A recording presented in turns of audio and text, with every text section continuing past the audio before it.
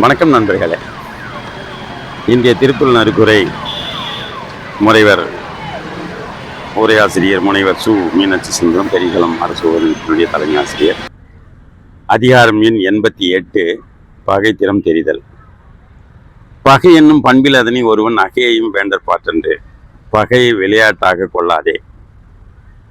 வில்லியர் உழவர் பகைகளும் கொள்ளற்க சொல்லியர் உழவர் பகை. சுழல் வல்லன் பகை கூடாது.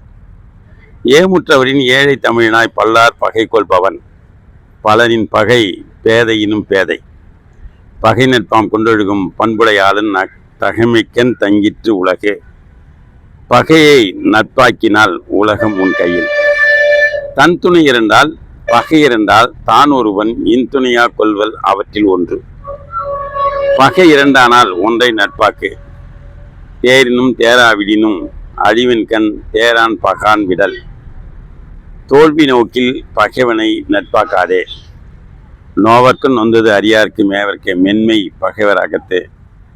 நண்பனிடம் இல்லாமையும் பகைவனிடம் இயலாமையும் சொல்லாதே. பகையறிந்து தற்செய்து தற்கோபமாயும் பகைவர்கண் பட்ட செருக்கு. பகை அழிக்க தன் வலிமை உயர்த்து.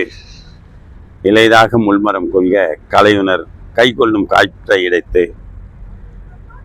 முள்மரத்தை முளையிலேயே கிள்ளி எறி.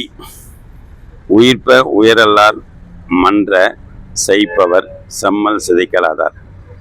பகையை அழிக்காதார் அமைதியாக வாழார். திருக்குறளை படியுங்கள், திருக்குறள் வழி நடந்து பாருங்கள், வாழ்க்கை வளப்படும். நன்றி, வணக்கம், வாழ்த்துக்கள்.